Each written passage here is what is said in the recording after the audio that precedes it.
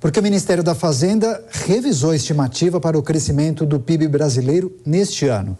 Vamos acionar a repórter Letícia Miyamoto, que vai trazer os detalhes dessa informação para a gente. Letícia, bem-vinda, boa noite a você. Qual é a nova previsão, hein? Oi, Daniel. O Ministério da Fazenda piorou a projeção de crescimento do PIB de 2,1% para 1,6%. Boa noite para você, boa noite para todos que nos acompanham aqui no Jornal Jovem Pan.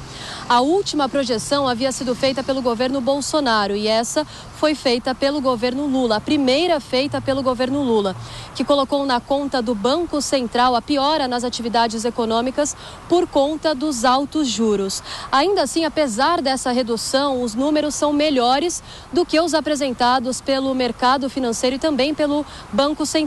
Para o mercado financeiro, a expectativa de crescimento do PIB este ano é de 0,89% e para o Banco Central o crescimento deve ser de 1%.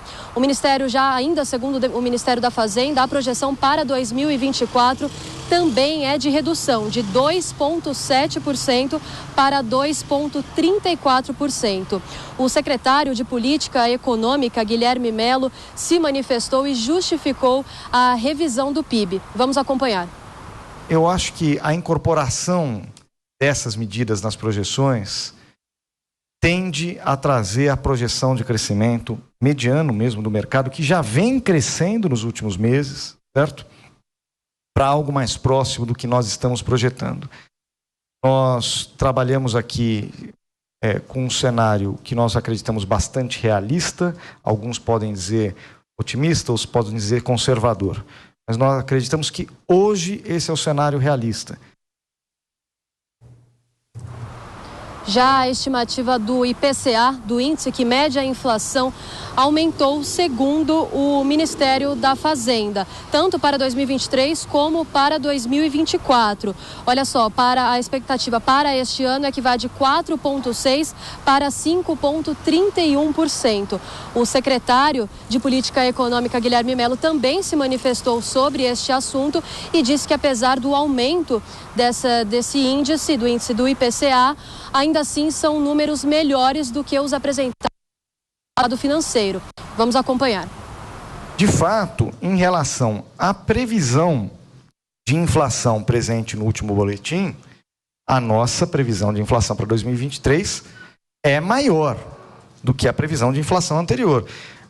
No entanto, a previsão de inflação anterior estava profundamente deslocada, né, dos dados que se apresentavam já naquela época, da visão do mercado e da visão do próprio Banco Central sobre a inflação. Então, a nossa projeção de inflação é inferior à mediana da projeção do mercado. Tá aí, destaque da Letícia Miyamoto, ela volta ao longo da programação, mas informação importante, né? Redução da estimativa de alta do Produto Interno Bruto de 2,1% para 1,6%, efeitos da política monetária e também a situação que envolve muitos fatores da economia global. Claro que a gente vai seguir acompanhando todos os desdobramentos dessa informação e também vamos acionar os nossos comentaristas para avaliarem o que é possível ser feito para reverter essa projeção. A gente, claro, conta sempre com a sua audiência nesta jornada no Jornal Jovem Pan. E eu quero dar boas-vindas às pessoas que chegam agora ao Jornal Jovem Pan e que acompanhavam a Voz do Brasil na nossa rede de rádio. Sejam todos muito bem-vindos. A gente está numa entrevista especial com o senador Marcos Pontes, do Partido Liberal, eleito por São Paulo, tratando dos desafios do Senado, a legislatura que foi iniciada no dia 1º de fevereiro e também tratando das questões mais importantes do país.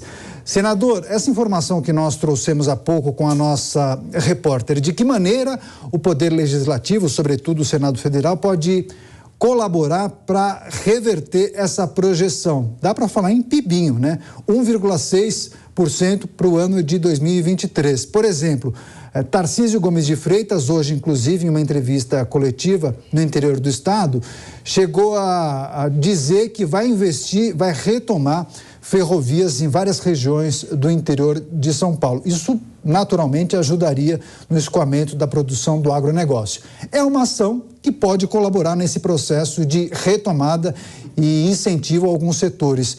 O Legislativo pode fazer algo nesse sentido? Não, sem dúvida, mas é bom lembrar que para que se reverta essa situação, e vamos voltar um pouquinho no tempo e observar, na época da pandemia, havia naquela época, logicamente, todo o problema na consequência da pandemia no Brasil e em outros países, mas mesmo assim, graças a uma política econômica, com o trabalho do Paulo Guedes, dos nossos ministros, do governo, nós víamos que muitas vezes havia uma projeção menor, que era, na verdade, quando chegava o valor real era maior em termos de PIB. Nós começamos a crescer, produzir mais empregos, mesmo durante uma pandemia, mesmo tendo guerra. Então, quando houve a transição do governo, nós tínhamos um nível muito baixo de desemprego, nós tínhamos uma inflação, considerando os outros países do G20, uma inflação baixa também, e uma projeção interessante de crescimento do país, apesar daquela situação. Hoje em dia, o que a gente vê, talvez seja um reflexo do que o mercado tem visto nas decisões do governo com relação à área econômica. Quando a gente vê o medo do mercado, logicamente, existe uma retração. Quando você reduz os valores, por exemplo, para a agricultura, isso existe uma retração na produção e na expectativa de produção, é uma parcela muito grande do nosso PIB.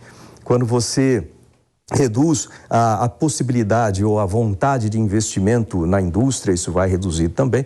O que a gente precisa, e o Tarcísio está muito certo nisso aqui, é melhorar as capacidades, a infraestrutura, melhorar o ambiente para investimento, dar mais segurança para as empresas investirem no Brasil. Isso também vai pelo lado jurídico. E pensando do lado legislativo ali, é cumprir a nossa função de fiscalização, é cumprir a nossa função em facilitar ou melhorar esse ambiente através de leis. Também observando, eu acabei de falar da reforma tributária, da partida nessas reformas que vão dar mais confiança no Brasil. Acredito também numa reforma administrativa como alguma coisa muito importante no Brasil. E a âncora fiscal. Nós tínhamos o teto de gastos ali muito bem estabelecido e respeitado durante o governo, com todos os problemas da pandemia, e agora a gente vê aí uma tentativa, vai estudar muito bem como que é essa nossa nova âncora fiscal, de forma que as empresas e o mercado possam acreditar mais, investir mais no Brasil, e com isso a gente teria resultados melhores. Pois é, senador, rapidamente, o colega do senhor Efraim Filho, de outro partido, do União Brasil da Paraíba, ontem falou em plenário, inclusive, e defendeu um projeto apresentado por ele para prorrogar aquele projeto da desoneração da folha de pagamento até o ano de 2027. Pode ser uma saída? Isso está no radar dos senadores, particularmente. O senhor defende a ideia? Eu concordo com ele, porque no momento que você desonera a folha de pagamento, você permite a criação de novos empregos, você dá um fôlego para as empresas, é melhor para o trabalhador, é melhor para a empresa, é melhor para a economia do Brasil como um todo, nos vários setores. A gente sabe, para quem empreende no Brasil, a gente sabe muito bem o peso da folha de pagamentos. Então, eu concordo, é uma das maneiras da gente reduzir essa carga e aumentar a efetividade da nossa economia. E essas CPIs que aparecem já, muitas com o número de assinaturas suficientes para avançarem, dos atos do dia 8 de janeiro, também das invasões do MST, o senhor é favorável a essas investigações no âmbito do Legislativo? Sem dúvida, nós precisamos investigar a fundo. Então, tem a minha assinatura lá já de bastante tempo na CPMI, é a Comissão Parlamentar Mista de Inquérito. Então, estamos lá com o número já suficiente de assinaturas, aguardando então o presidente Rodrigo Pacheco colocar, fazer a leitura e colocar isso no Congresso, de forma que a gente estabeleça essa CPMI, não a CPI, a CPMI, e também do MST. A gente precisa investigar, precisa ir a fundo em todos esses fatos. Quem paga imposto, quem quer um país com democracia real, democracia verdadeira, precisa saber da verdade. E é isso que a gente vai levantar nessa CPMI, assim como no MST também na CPI.